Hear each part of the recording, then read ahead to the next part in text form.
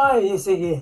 Good evening everyone. My name is Titus Manuel. I'm going to be your MC for tonight. So maraming salamat for you guys attending today. So tonight pala, this will be recorded, Ryan, ano? So for future reference natin siya.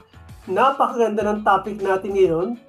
If your intention to be able to make yourself healthy at ayaw mo gumastos, hindi ka sigurado kung yung binibili mo talagang bang malinis at bagay sa katawan mo, well, this program is for you. Tonight, we're going to have a session on vegetable gardening. Not only for large farms, but also pwede sa backyard mo. And we have no one else to be able to tell that program to you no other than the person who actually has been with us for quite some time already. Pang-anim na session natin ito. So let's welcome si Bong Camarillo. Bong, welcome back, Okay. please. Thank you, Sir Titus. Kanina kinakabahan ako eh. Baka hindi matuloy ang session. Okay, pero thank God, at medyo kumalma yung panahon dito. Pero I'm happy tonight, at meron naman po ako ibabahagi sa inyo, isang interesting na topic, sa vegetable gardening. Although hindi na bago yung pagtatanim ng mga gulay sa bakuran natin, but mainam kung meron pa ho tayong mga tawag nito, dagdag kaalaman regarding sa vegetable gardening. So, let me share my screen, to start the, presentation.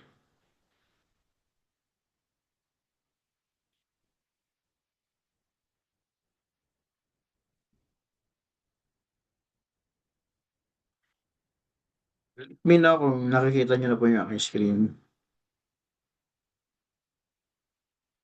Yan, okay? Thank you, Sir Titos, Ayan, so sa mga bagong pasok, so kung may mga bago man ho rito, so I would like to introduce them again, myself, So I am Romeo Camalo Jr., your training senior specialist, and katuwang, sa pagninegosyo ng mga EBO. Okay, so ang topic po natin tonight is about vegetable gardening. So ano nga ba, ang vegetable gardening? So if we say vegetable gardening, this is the process of planting and growing vegetable crops primarily for food. Parang kanina binabanggit ni Sir Titos, para assured ka dun sa mga kino-consume o kinakain mo mga vegetable, better magtanim ka ng sarili mong gulay. Kasi today, hindi ho natin alam kung yung mga binibili nating gulay sa market is safe ba to, or either yung iba nga ang tawag nga nila yung mga organically produced, but sometimes there are people, or there are some person na kumbaga parang pansarili lang yung iniisip nila, kahit na inisprayhan ng insecticide, sinasabing organically grown, yung mga ganong So sa ngayon mga panahon na to, parang ang hirap. Kaya to assure na safe yung kinakain natin, mainam pag-aralan natin paano magtanim ng sarili ho nating mga gulay. Okay? So, vegetable gardening includes the process of choosing a location. Sabi nga kanina ni Sir Titos na yung pag-aaralan ho natin ngayon is hindi lang naman po yung mga dun sa mga small scale, It includes dun sa mga large scale, especially sa mga rural areas na nagtatanim, Dito kasi sa mga urban areas, usually ang tinatamnan niyan yung mga iba na sa rooftop na yun, o di kaya sa mga bakod nila, mga vertical type of garden ang ginagawa nila. Okay? Now, ano ba yung benepisyo ng vegetable gardening?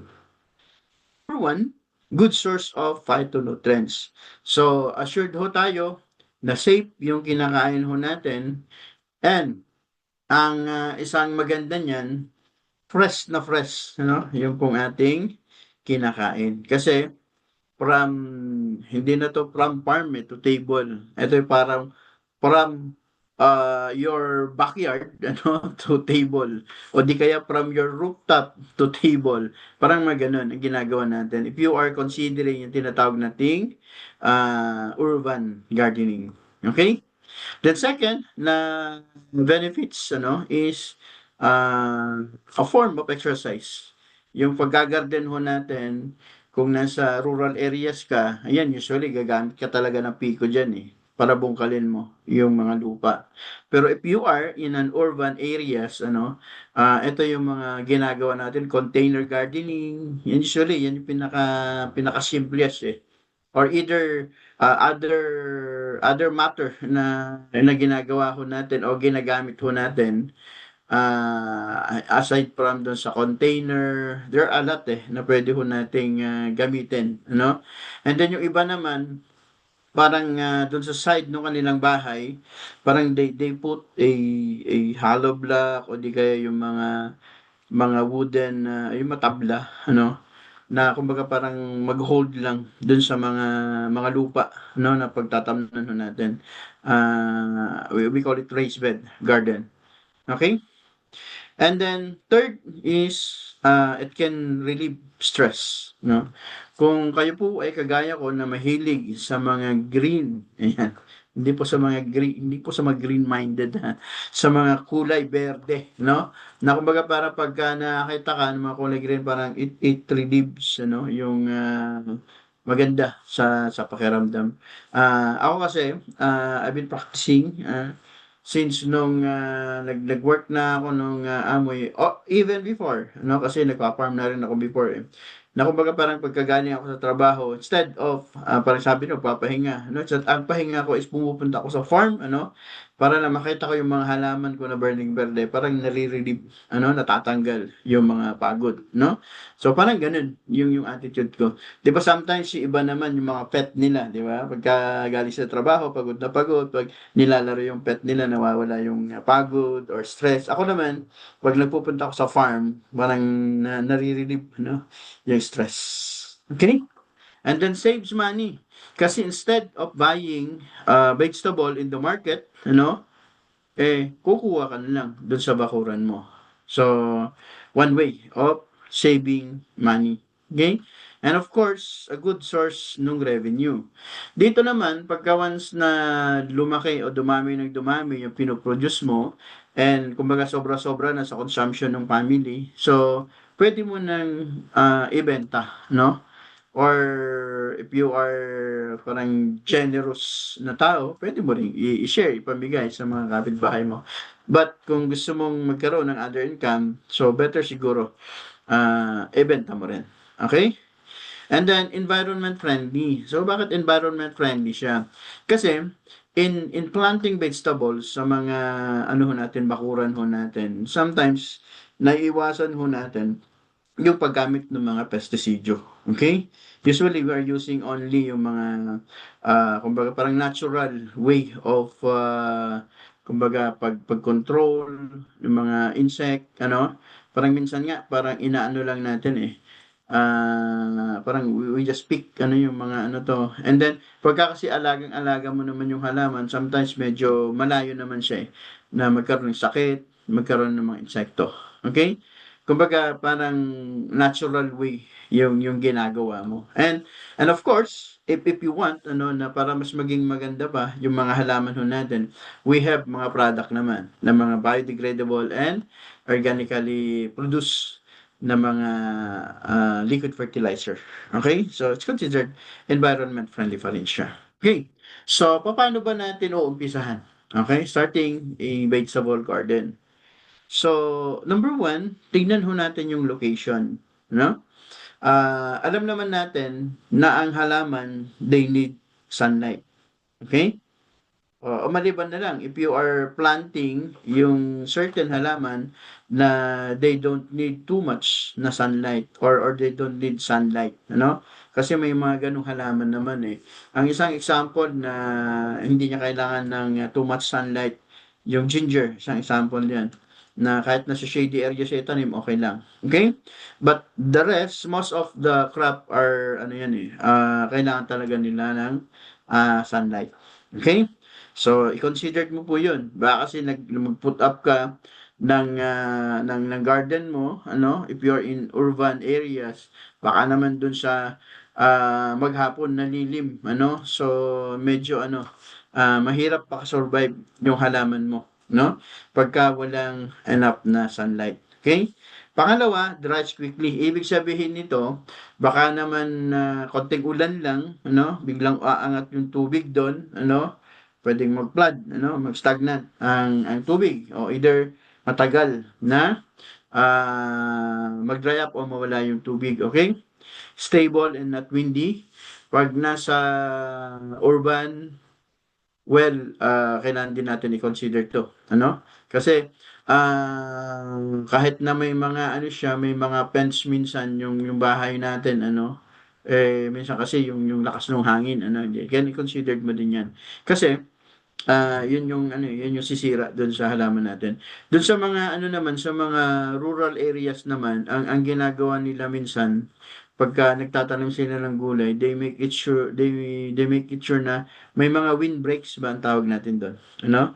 Kung din sa gitna, may mga vegetables dun, sa mga gilid-gilid nun, ano, they plant something that it can ano, kumbaga puwede niyang mapigilan yung mga malalakas na hangin, parang gano'n, okay? Parang parang windbreaks ang tawag namin do'n, okay?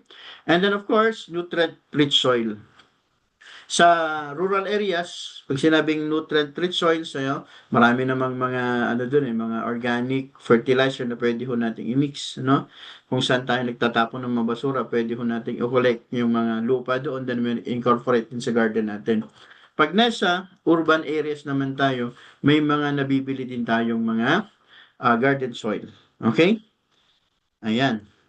And then, preparing the soil, eto, mostly sa rural areas, ano. So, combine natural fertilizer and compost. Yung soil test, I think medyo ano sa mga large area na lang yan, mga huge areas.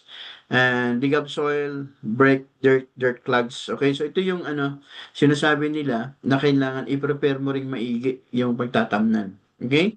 Kasi pag hindi ho natin na-prepare na mainam yan, it might mag-suffer, no? Yung itatanim natin na halaman or magulay. Either buto man yan o seedlings man yan. So, dapat malinis, maganda yung pagkakaprepara ng garden ho natin. Okay? And talking of good preparation, ano, so meron ho tayong isang product, we call it APSA 80. It is good for soil conditioning, no? So, paano ang ginagawa ho natin? We just simply spray APSA 80 diretso sa lupa. Pag nag-i-spray ho tayo sa lupa, i-consider mo na moist o may moisture ha, si lupa para pagka nag-spray ho tayo, yung pagkalat, pag-spread out, pag-penetrate ng APSA ho natin is mas mabilis. Kasi there are some farmers na nagtatanong, ano, kasya ba yung 1 litro mo sa 1 hektarya, no? Kasi they come to think na pag in-spray mo yan sa lupa at medyo dry yung lupa mo, o pwede ba yun? So, yun yung big question doon. Kasi baka mamaya nag-spray siya, medyo dry yung lupa, baka yung alikabok or yung pinaka ibabaw lang ang mababasa. And kumbaga wala siyang katulong na magi-spread out, magpe-penetrate kasi dapat may tubig or moist yung lupa mo para ito po yung tutulong para mag-spread out, mag-penetrate yung apsaho natin. So, paano po ang timpla? No? So, we need 80 ml o di kaya parang kung malakihan yung timpla mo pagka huge, parang 800 ml for 200 liters. Dito naman, pagka small scale ng 80 ml per 16 liters of water. Okay? Kailangan i-spray mo yan 2 to 3 days before planting. And then choosing a vegetables. Ano po yung mainam na itatanim ho natin? Okay? So dito, kailangan din ho natin i-consider, no? Family's need. Ayan. So ano ba yung gusto-gusto nung family ho natin? Baka naman mahilig tayong magtanim ng let's say eggplant. Yung pala, ang gustong-gusto ng mga anak mo, yung mga okra, di ba? Sitaw, yung pala. Okay? So, kailangan i-consider din na natin yun. And then, climate. Ano ba yung akma? Ano? Kasi, magkakaibang location, magkakaibang klima. So, pag-aralan din ho natin, ano ba yung mga vegetables na mainam? Okay? Na itanim doon sa certain locality mo. Ayan, pagka sobrang init sa lugar nyo, pwede ka bang magtanim ng pechay? Pwede ka bang magtanim ng mga leafy vegetables? Might, kasi it might no, kasi nga, ang kailangan ng mga leafy vegetables na yun, yung medyo mahalumigmig medyo malamig, di ba? So, pagka medyo mainit, consider mo, pwede yung mga solanaceous crop. If we say solanaceous, ito yung mga talong, kamatis, okra, ito ba sa pampakbet? Okay? Or either, yung tinatawag ko nating mga cucurbits ba? Mga cucurbits, ito yung mga parang kailangan niya ng trellis gumagapang. Okay? Kalabasa, upo, patola, yan. Something like that. Space, ano? Sa espasyo naman, pagka medyo limited yung space mo, and gusto mong magtanim nung kalabasa, ano? So, kailangan mag-put up ka nung trellis. Parang vertical type na nung pag-garden mo. Okay? Yun po yung kailangan gawin mo din yun. Then taste, and then your level of expertise, no? Gaano ka ba kagaling or gaano ka ba kagamay in a certain kasi baka naman ang alam mo lang itanim or magaling ka lang magtanim sa kamoteng baging ba o sa kangkong.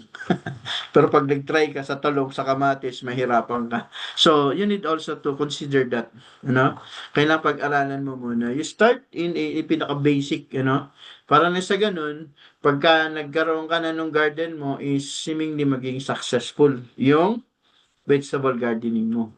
Now, in terms of magtatanim ka na, So, kailangan i-treat mo yung seeds, kahit nga ang usually ang kangkong naman may message yan 'di ba? Hindi lang tangkay naman yun So you can treat it with the NutriPlant SD. Pag magpupunla ka ng talong, ng kamatis, that seeds, So magtimpla ka nung NutriPlant SD. Ang SD naman is powder. I-mix mo lang siya sa buto, kailangan mabalot ni SD yung buto bago mo po siya ipunla or itanim diretso. Okay? So, sabi dito, keep seeds dry during mixing. So, ibig sabihin, huwag mo nang basahin yung buto kasi si NutriPlant SD, meron po siyang kapasidad na pwedeng dumikit doon sa buto. Okay? Yun po yung parang static ability ang tawag ko natin doon. Okay? And then, doon naman po sa pagtatanim, sa planting, meron din tayong mga consideration. Sabi dito, plant when the soil is ready. Big sabihin, pag nagtanim ka, yan po ay butuman ng vegetables, yan po ay seedlings ng vegetables, kailangan i-assured mo na malinis yung pagtatamnan mo, yung garden mo. Free from weeds, free from any mga foreign objects or foreign materials. Baka naman ito maraming dating tapunan to nung basurahan, maraming mga plastic or whatsoever. So kailangan din ho nating linisin. Okay? And then observe proper plant spacing. Kung gaano po kalayo. 'Di ba? Minsan pag limited ang space ho natin, sometimes ang ginagawa ho natin, pinagkakarambolan na ho natin dun sa isa, Overcrowding, dun sa pagtatanim natin, may lead, dun po sa failure ng pagtatanim ho natin ng vegetables. Kailangan meron po siyang proper spacing. Para nang sa ganun, parang yung labas-pasok ng hangin, yung sa ibibigay mong nutrient, doon sa sunlight, kumbaga hindi sila masyadong nagko-compete, each other. Kasi, pagka nagko-compete sila each other, yun po yung mahirap Meron at merong lalaking isa, may iwan po yung mga iba, mga bansot. Pero pag may proper spacing ka, kumbaga equal yung distribution ng sunlight, equal yung distribution ng moisture, nung nutrient, so possible magiging maganda lahat yung itatanim mo. And then lastly, follow depth direction. Ito naman, in terms na buto yung itatanim mo, ano, so kailangan i-consider mo yung gaano kalalim. Gaano ba kalalim ilulubog yung buto. Baka naman kasi nagtanim ka ng buto pagkalalim-lalim mo nilagay and you are waiting na sinasabi mga 4 to 5 days tutubo na yan. Nag-aantay ka, yung pala tumubo siya pero nasa ilalim naman ng lupa. 'Di ba? So it's hard for the baby embryo na para lumabas, okay? So ang pinaka-ideal niyan pag magtatanim ka ng buto, yung yung 3 to 5 centimeter na lalim ng buto, that's good, ano? Para pag lumabas yung kanyang baby embryo, madali siyang maka-come out, parang gano'n, makalabas. Okay? Para makakuha na siya ng sunlight. Okay?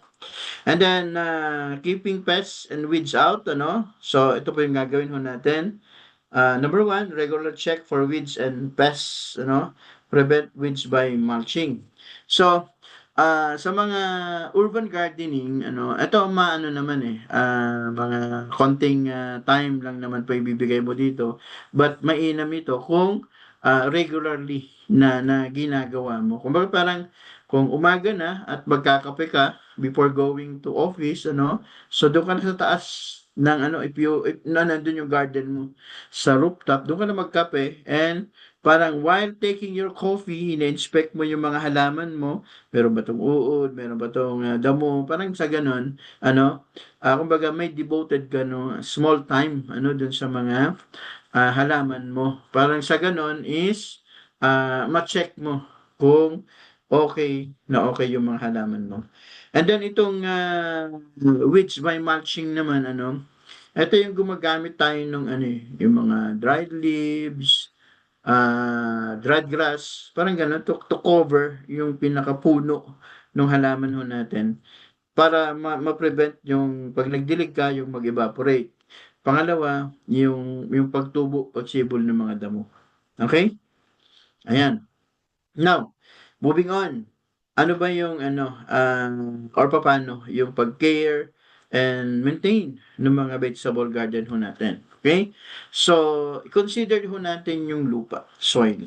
Okay? We need to boost yung lupa ho natin. Kasi take note, ano, pag tinanim ho natin si halaman, ano, sa lupa ho siya unang-unang kumukuha ng nutrient. Okay? Secondary na lang yung binibigay ho natin outside, ano, pag nag spray ho tayo ng mga NutriPlant product ho natin. Okay? Take note that soil is the primary source of nutrient and storage for plant. Okay? Kaya kung hanggat maaari, kung meron kang mabibili na garden soil, do it. No? Parang sa ganon, assured ho tayo na malusog yung mga lupa na pagtatamnan ho natin. Okay? And then additional, ano, kung nasa rural areas ka, ano, and nasa bakuran mo, yung lupa mo, para totally maboost yung lupa, meron tayong tinatawag na soil conditioning through the aid ng ating APSA 80. Kanina binanggit na ako natin, no? Paano ba yung procedure? So, i-mix mo lang si APSA 80 sa tubig, ang timpla 80 ml per 16 liters of water. Ito po yung spray mo diretso sa lupa. And then, dapat 2 araw bago magtanim, na ilagay mo na si APSA 80. Okay, mulching, binanggit na rin ho natin to, ano? Sa mga sa rural areas kasi, yung medyo maluluwang na ng konti, ang tinatamnan nila na gulay, they use yung plastic mulch. I think nakikita niyo naman po yun eh sa mga malalakihang mga taniman ng gulay. So, they use plastic mulch. Ano bang advantage nung mulch na yan, ano? Para po ma-preserve, ma-maintain mo yung moisture ng lupa. Pangalawa, to avoid yung pagtubo ng damo. So, yun po yung kagandahan ng mulching. Now, pagka naman nasa urban areas ka and ito po ay mga container, ano, sometimes yung iba, they use yung parang yung mga wood chips, parang yung parang pinagtabasan, gano'n. Pwede po yun eh. Pwede ilagay. Ano pa yung pinaka-simple na ano, Ayan, dried leaves din, ano, kung may mga na ano ka, nagwawalis ka, may mga dried leaves, pwede mo ring ilagay yun dun sa pinaka-loob ng container, you know, para just to cover yung lupa. Okay? Para yun, mako-conserve niya yung moisture and then ma-avoid yung pagtubo ng damo. Okay? Watering. Ito naman sa pagdidilig, medyo critical din ho tayo. Ang dapat po nating gamitin supposed to be ano in watering our plants, hangga't maaari ito yung parang chlorine free, you know. Kasi 'di ba sa urban areas yung mga tubig natin galing sa Nawasa, 'di ba ano to, kumbaga parang ano siya, chlorinated. So minsan medyo ano rin ho natin, consider din ho natin 'yon. Okay? And then second, sa pagdidilig naman, i-assured mo din kung yung halaman mo ay need ba niya na talagang basang-basa yung lupa or talagang basa lang siya. Kasi there are halaman, there are vegetables na ayaw din niya yung sobrang basa yung kanyang puno. Kasi sometimes ito yung pwedeng cause na nabubulok yung mga ugat, no?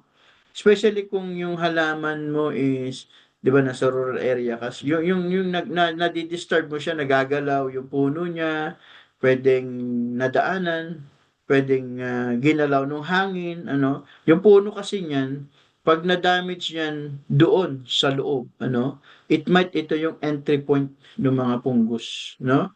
And ang fungus usually nagki-create yan or nag-e-evolve 'yan pagka yung panahon is yung, sobrang moist, isa na po 'yun, ano, kasi amag 'yan, eh, nagfo-form ng amag, okey? Kaya kailangan i-consider din ho natin 'yun, okey? Sa pagdidilig. Checking uplands, ano, inspect your vegetable frequently for pests and diseases. Ito na 'yan, binabanggit ko rin kanina, 'di ba? Now, if you are in urban areas, yun po yun, possible. Pwedeng mag-devote lang tayo ng konting time just to look or for to inspect lang. Mga ilang minuto lang naman yun eh.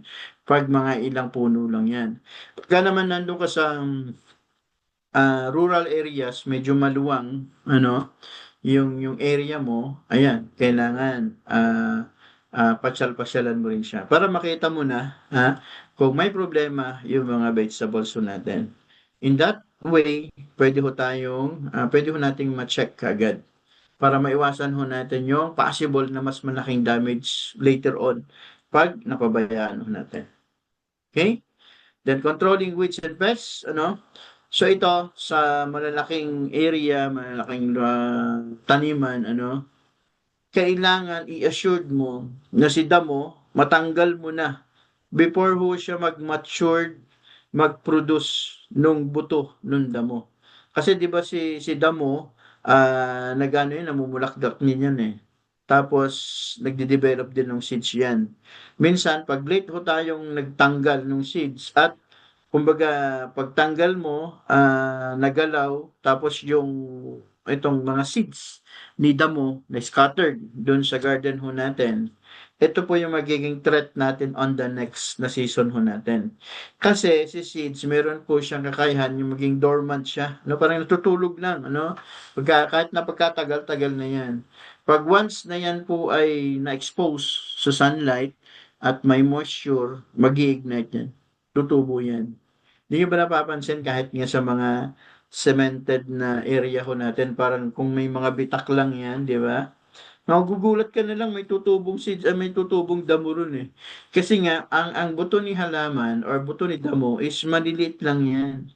It can transfer through wind, through sa water, through sa mga animals, sa birds, parang gano'n. 'Di ba, yung 'pag nanginain si birds, nag-ipot siya do'n, yung pong buto ng damo hindi naman matutunaw sa katawan nun, eh. Kumbaga parang, active pa rin, natutubo po 'yun, okey? And not giving fertilizers, no? Yung sa fertilizer naman, we have a lot of fertilizer. But in talking of feeding yung ating mga halaman, so we have Nutri-Plant AG.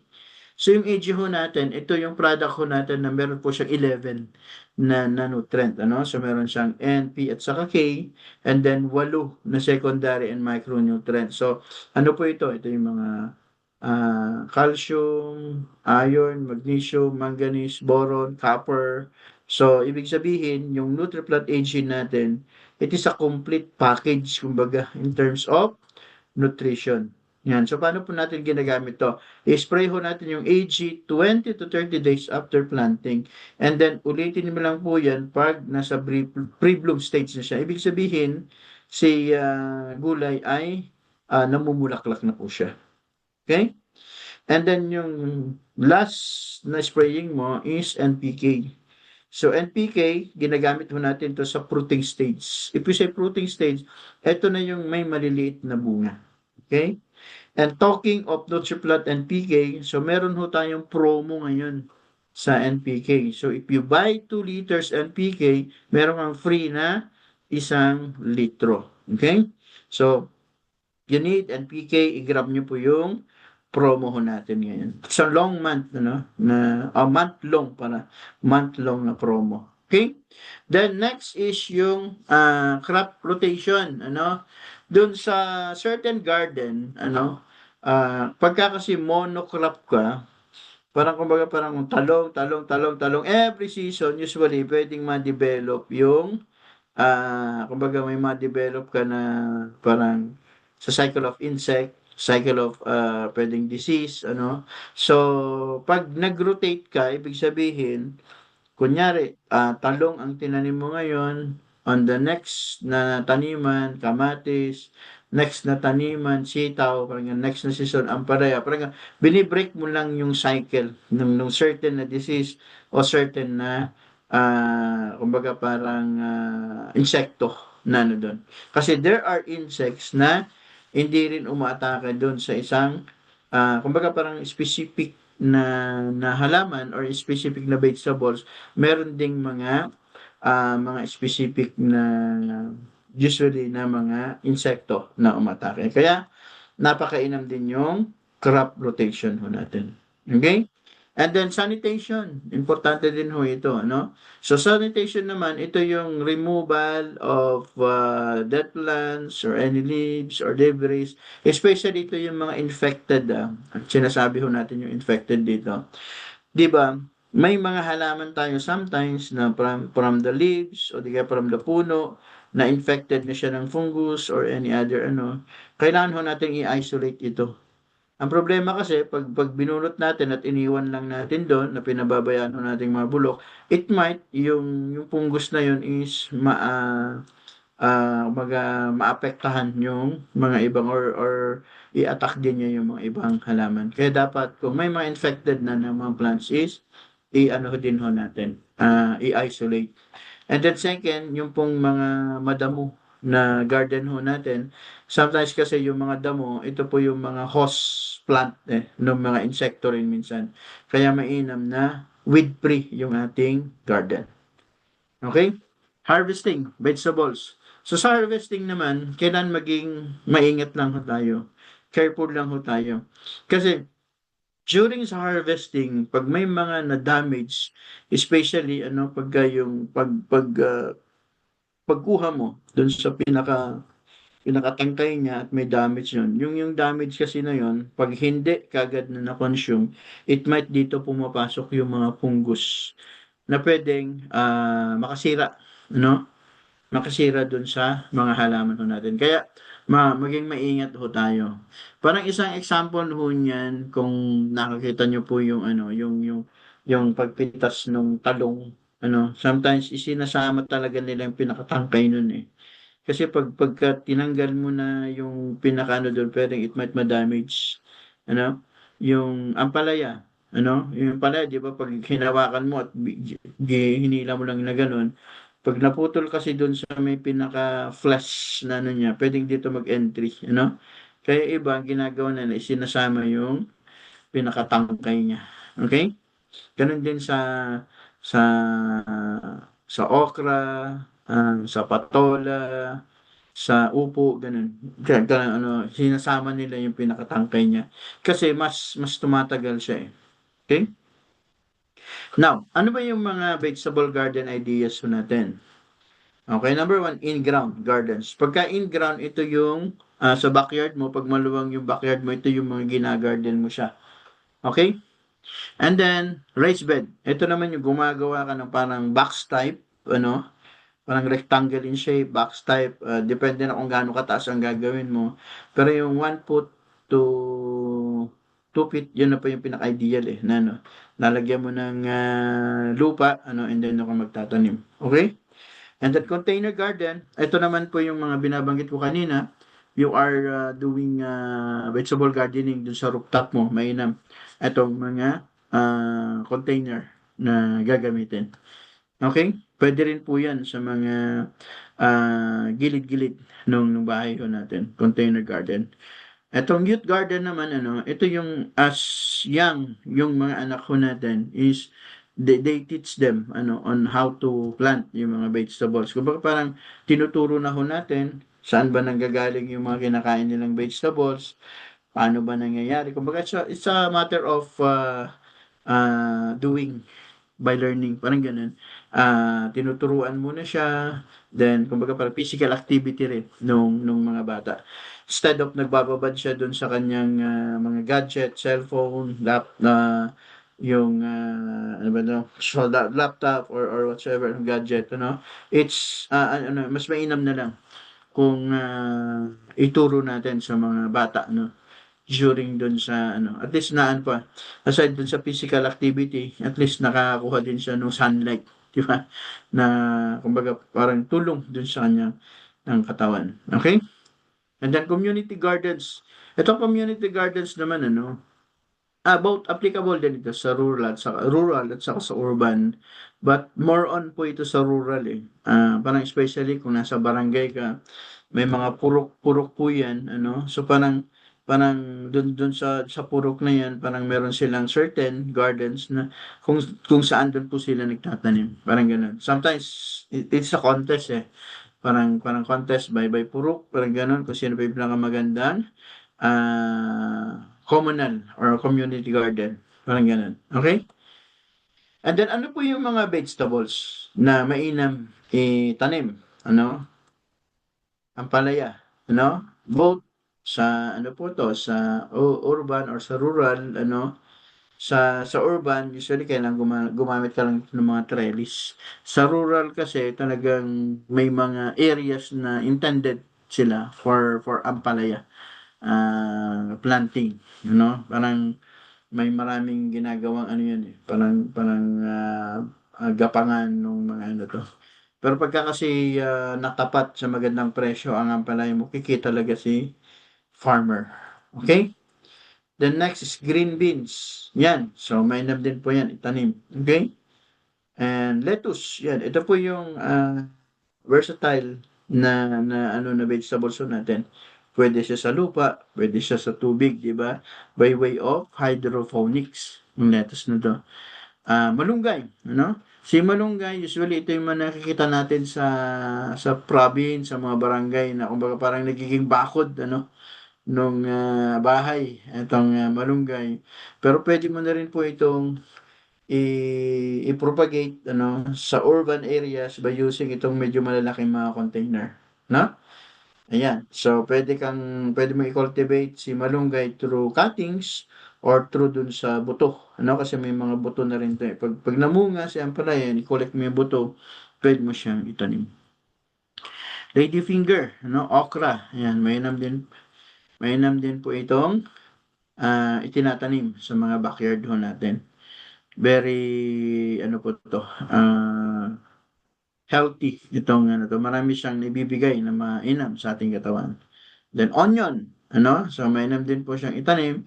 Actually ang onion naman ano is sa isang taon kasi, isang beses lang makakapag-produce ano. 'Di ba na-observe na ang sibuyas tinatanim 'yan start ng November, December, January, February. February, March yan na po yung anihan nung sibuyas. Okay? Pechay, ayan. So, mainam din pong itanim ito, no? Mabilisan lang po ito. 35 days yan, pwede ka na umani. Okay? And then kamatis, yan, pwede both sa rural saka sa urban garden. Pwede ho natin i-cultivate yan.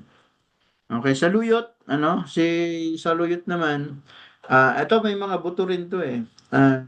Para ako, minsan nung nagpunta ako ng Bulacan, certain, ABO din ho natin, binigyan niya ako ng parang maliit lang na bote. Na sabi ko, "Ano 'to?" Ayan, sabi niya, "Buto ng mga saluyot." So, ang liliit talaga. So, ang ginawa ko nung nandito na ako sa bahay, binroadcast ko siya dun sa may raised bed din kasi ako dito sa ano, eh, sa harap ng bahay. Ayan, parang 'pag tag-ulan makita mo talagang may tumutubo na saluyot, okey? So, ang sarap po siyang ihalo sa labong, 'yan, okey? Kung kayo po ay kumakain nun, saluyot at saka labong. Then sometimes yung saluyot hinahalo ko din dun sa ano, eh, yung sa puso ng saging, 'yan. Tapos lagyan mo ng inihaw na any isda, hito, dalag or tilapia, sarap. Okey, then sayote. Sayote naman mostly, sa mga matataas na lugar 'to, eh, okey? Sa La Trinidad, 'yan, marami po 'yan, okey? Now, eto naman pag-usapan natin, ano ba yung mga products na puwede sa vegetable gardening? Although kanina may mga binanggit na ho tayong product kanina, so pag-usapan ho natin, mabilisan lang din, ano? So number one, we have APSA. Ano ba yung APSA? All-Purpose Spray Adjuvant, ano? So ang trabaho nito is an sticker, emulsifier, spreader, hinahalo ho natin ito sa herbicide, pandamo, insecticide sa mga pamatay insekto, fungicide, and then liquid fertilizer or foliar fertilizer. Yan po yung pinakatrabaho niya. And then si SD naman, it is a seed treatment. Meron po siyang 9 na different nutrient na pwedeng makatulong doon sa agarang paglaki ng halaman ho natin. And then SL, isa rin po siyang seed treatment pero liquid form, no? Intended po siya sa mga tinatawag ko natin mga asexual propagation. If you say asexual, ito yung mga kino-cultivate mo yung certain halaman dun sa sarili din niyang katawan. Isang pinaka-example nito yung malunggay, 'di ba cuttings siya, no? So yung cuttings na yan, bago mo siya itanim, ibabad mo lang ng SL before mo siya itanim. Okay? Ginagamit din ho natin to sa kasaba, the sugarcane. Okay? But specifically, ito po ay ginagamit ho natin siya sa palay. Okay? And then AG, si Nutriplant AG naman, ito yung liquid fertilizer ho natin na contain po siya or meron siyang 11 na nutrient. Sa isang bote lang yan ha. Ibig sabihin, pag in-spray mo si AG sa halaman mo, nabigyan mo na siya ng 11 na nutrient. Isang sprayhan lang. So, ganun po kagaling yung ating Nutriplant AG. And aside from that, meron pa pong mga ibang features yung AG ho natin. Number one, yung pong, kumbaga, it reduce negative effect ng abiotic stress. Gaya ng heat, freezing, and drought. Then, also, yung, kumbaga, reduce the effect of free radicals for better shelf life. So, yun po yung nagagawa ng ating Nutriplant AG. Kasi nga, mataas yung kanyang antioxidant activity. We have also Nutriplant Zinc, ano? Yung zinc naman ho natin, it promotes more uniform maturity sa plants, ano? Promotes better absorption and translocation. Then, nakakatulong din po ito sa increase ng grain formation at saka leaf size. Okay? And then, NPK. So, ang NPK naman ho natin, it is a readily, kumbaga, supplement to supply, ano? Nitrogen, phosphorus, and potassium. Okay? So, yun po yung nagagawa ng ating NPK. And then, last but not the least, Nutriplant Potassium. Kung gusto ho nating mas mapipintog, mas maganda ang bunga ng mga gulay ho natin, apply ho tayo Nutriplant Potassium. Okay? And then, ano pa yung ibang nagagawa ng ating potassium? Less susceptible sa sakit at nagiging insect resistance yung halaman ho natin. Promote firm stem stalks and then increase plumpness of grains and seeds. So yan po yung nagagawa ng ating Nutriplant Potassium. Okay? So, i-share ko lang po sa inyo yung pong mga gumamit na nung mga product ko natin sa different location, different vegetables, ano? So ito po eggplant, ano, sa Davao del Sur kay Mr. Fabligor. So naka 8 harvest cycle po siya. So previous yield 85 kilos, nung gumamit siya nung product natin naging 270. Okay? Ito naman sa Malaya, Bansud, Oriental, Mindoro, kamatis, no? So, previous yield, one bundle at 11 kilos, pero nung gumamit na siya ng product natin, nakakuha siya ng 5 bundle at 11 kilos din po siya. Okay? Ito naman, doon pa rin, Oriental Mindoro, sitaw, ano? So, ang ginamit niya yung AG saka APSA lang. So, makita mo, ang gaganda na, no? Ang hahaba ng sitaw na tinanim niya. Ito naman, ibang variety ng sitaw rin, ano? Sa San Fernando Romblon, no? Previously, yield 30 kilos. Nung gumamit siya, naging 70 kilos. Okay? So, makita mo yung product natin consistent kahit saang lugar mo siya dalhin, talagang nagiging effective siya. Kagaya ko nito, Romblon pa rin, ano? So, Ampalaya, na Bitter Gourd. So, previous yield, 60 kilos. After using our product, naging 100 kilos yung kanyang produce. Okay? Pagmamayari ito ng isang doktor. And then, Mountain Province, ano, lettuce. Okay? So ito po yung client natin na bumibili na sa atin nung hindi na lang by liters, by carton, kundi by the drums, ano. Parang every 2 months bumibili pa siya ng isang drum eh, using dito sa kanyang romaine lettuce. Ganon din sa cabbage, no, sa repolyo, napakainam no quality. Okay? Ito naman, sa Quezon City, isang example of urban gardening, ano, urban vegetable gardening, ano. So makita mo yung sa kanyang bakuran, ano, parang may ano ito eh, ah, parang ang tawag nito sa bakod na yan. Then sinabit niya lang yung mga plastic container niya, then nagtanim siya ng lettuce. And from that, nakakakuha siya ng fresh lettuce niya, ano, from, sabi nga, from bakod to table. Ano? Hindi siya from farm to table. So, yun po yung ano niyan. Okay? Using our product. Then, that's it. So, do we have question from the group?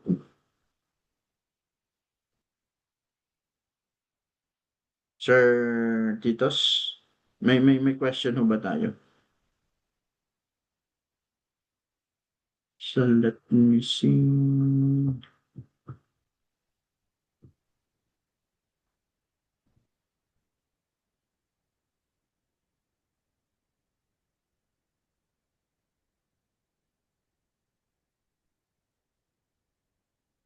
Kung meron po kayong katanungan, now is the time to ask. Kasi next time around, may bayad na yan. Para matulong. Kung meron po kayong no questions eh. All questions actually are going to be accepted. Sabi ni Sir Ryan din, I can grow eggplant and okra but have a hard time with tomato. Medyo maselang kasi din ang kamatis, Sir Ryan eh. So, sometimes si kamatis, ayaw niya yung ano, yung sobrang nadidiligan yung kanyang puno. Should be parang kumbaga parang at a normal ano lang, pagdidilig. Yun yung isang observe ko sa ano, sa kamatis. And how do I know kung anong nutrient needs ng gulay ko? Okay. So, yung mga simpleng ano sir, si Thomas, ano, kung si gulay is pale, ano, kulang sa pagka-green, they need nitrogen.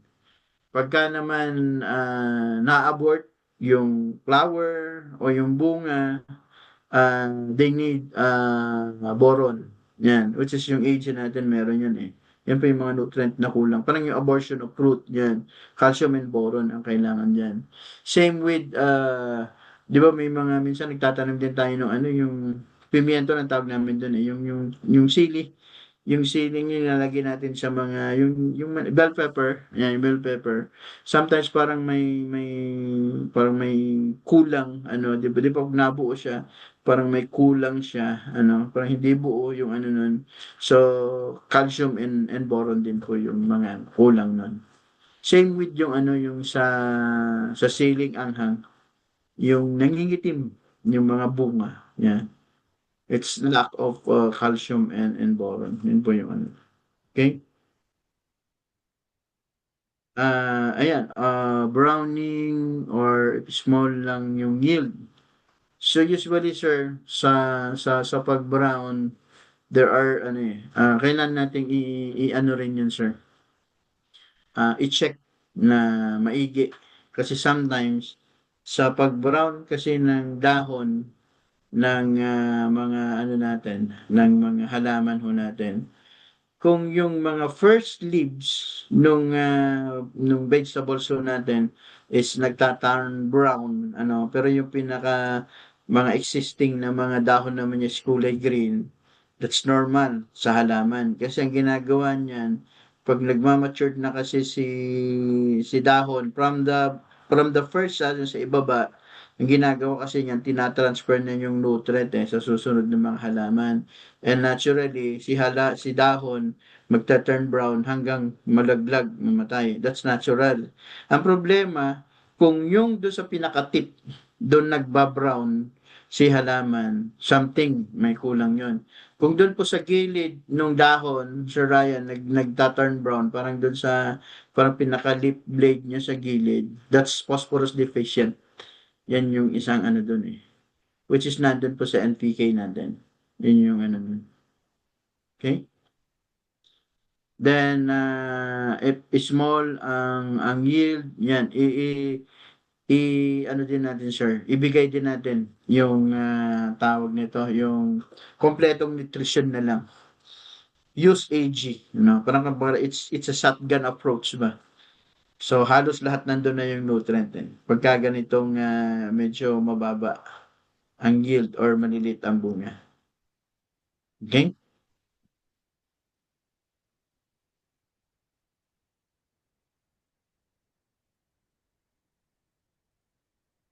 Ayan. So, any more question?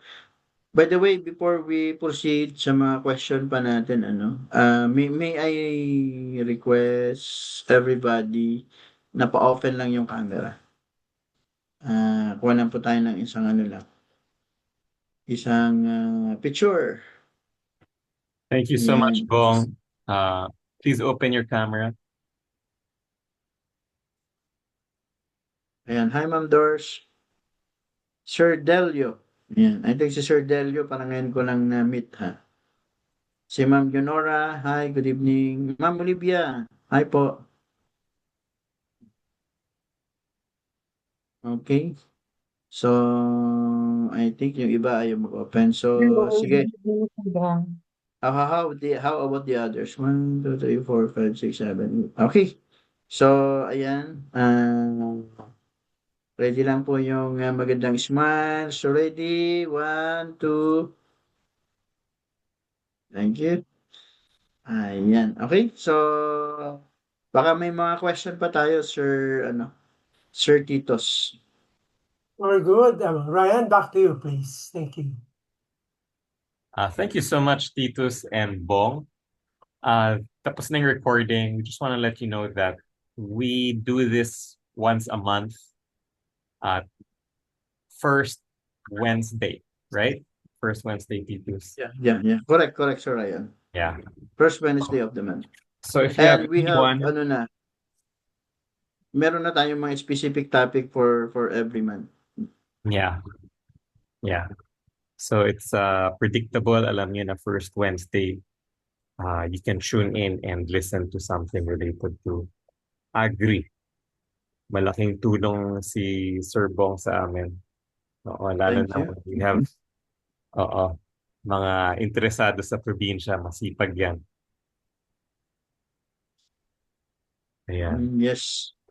Delio is in... Nasaan ka ba ngayon, Delio, currently? Are you in Baguio or Cebu?